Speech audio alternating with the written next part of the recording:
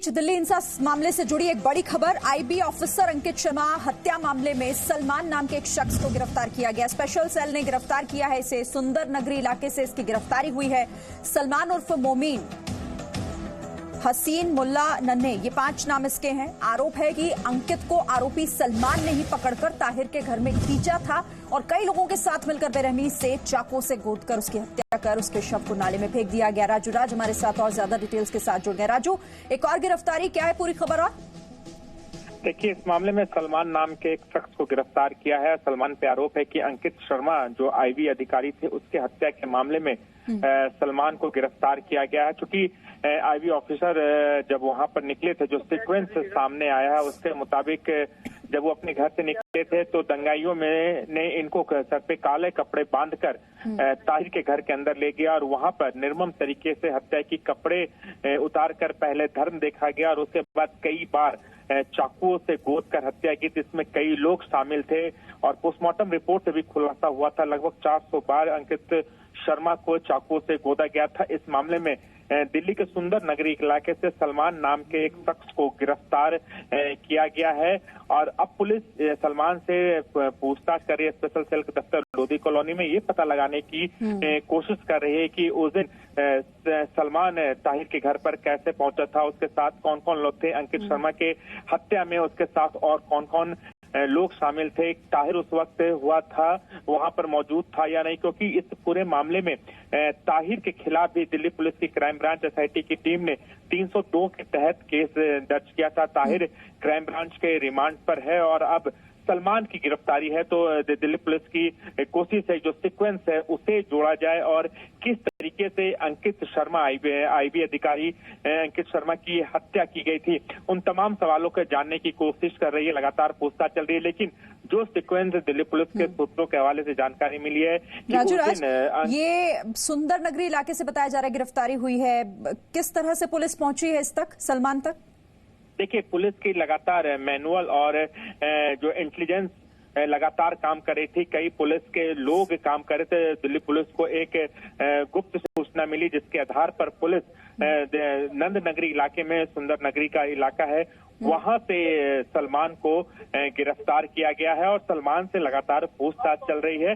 सलमान एक नाम नहीं कई नामों से वहां पर विख्यात था। हसीन, नन्हे, मुन्ना, इन तमाम नामों के नाम से वो जाना जाता था। पुलिस को आज सूचना मिली जिसके आधार पर आज सुबह से ही दिल्ली पुलिस के स्पेशल सेल की टीम छापेमारी की और सलमान को गिरफ्तार किया और अभी सलमान दिल्ली पुलिस के स्पेशल सेल के दफ्तर में पूछताछ, तमाम अधिकारी पूछताछ कर रहे हैं। क्योंकि जिस तरीके से जो सीक्वेंस सामने आया है वो निश्चित तौर से चौंकाने वाला है और सलमान से लगातार पूछताछ चल रही है कि सलमान ने पहले और उसके साथियों ने अंकित शर्मा को ताहिर के घर पर अंदर ले गया, उसके कपड़े उतारे गए और धर्म को देखकर उसकी हत्या की गई।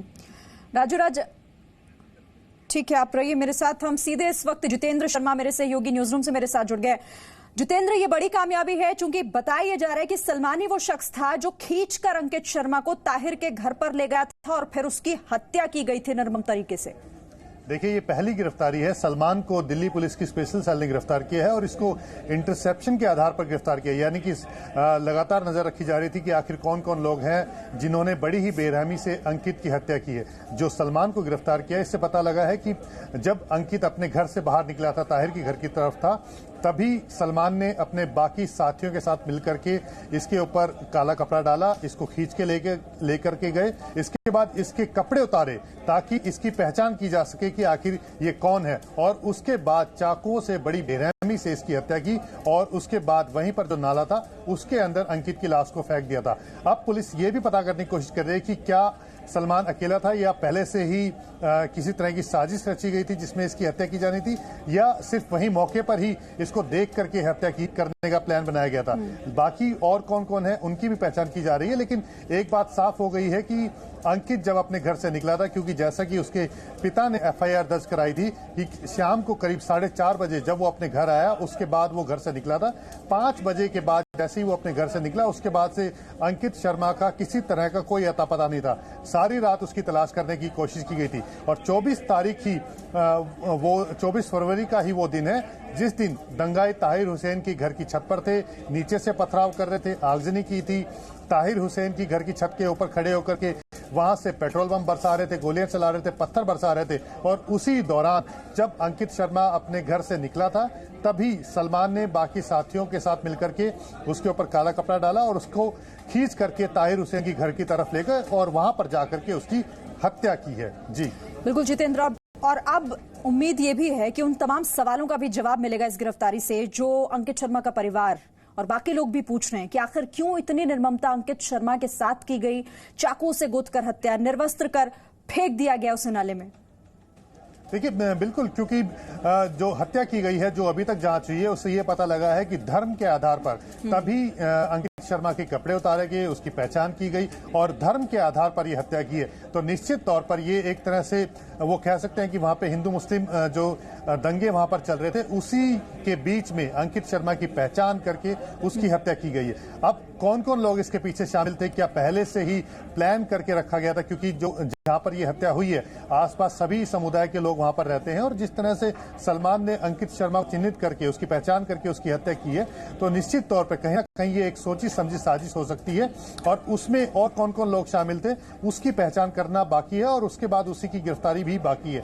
लेकिन ये बात तो साफ हो गई है कि वहां पर दंगों के अंदर जो ताहिर हुसैन की छत के ऊपर से जो एक तरह से कह सकते हैं कि ताहिर हुसैन की छत को एक तरह से वहां पर वो सेंटर पॉइंट बनाया हुआ था और वहीं से पथराव किए जा रहे थे, गोलियां बरसाई जा रही थी और अंकित शर्मा की हत्या भी उसी के घर के पास ले जाकर के की है। हत्या करने के बाद उसकी लाश को नाले के अंदर फेंका गया। तो अब निश्चित तौर पर इन सवालों के बाद जो जवाब मिले हैं अभी सलमान की गिरफ्तारी के बाद ताहिर हुसैन से भी पूछताछ की जाएगी, क्योंकि जो अंकित के पिता ने एफआईआर दर्ज कराई है उसमें ताहिर का भी नाम लिखा है, क्योंकि ताहिर के घर के पास जाकर के अचानक से वो गायब हो गया था और उसके बाद से कुछ अता पता नहीं था। यही शक अंकित के पिता ने अपनी एफआईआर में दर्ज दिया था कि ताहिर या फिर उनके जो लोग हैं, जो करीबी लोग हैं, उन्होंने ही अंकित की हत्या की है। तो एक शख्स अभी गिरफ्तार हो चुका है जिसका नाम सलमान है।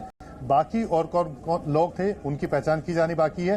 क्या ताहिर अंकित की हत्या के पीछे था या नहीं था, इसकी पहचान करनी भी बाकी है और निश्चित तौर पर जांच अब आगे बढ़ेगी। जितेंद्र, क्या ऐसी भी कोई जानकारी सामने है, आरोपी सलमान जिसकी गिरफ्तारी हुई है, इसका कोई आपराधिक बैकग्राउंड भी रहा है?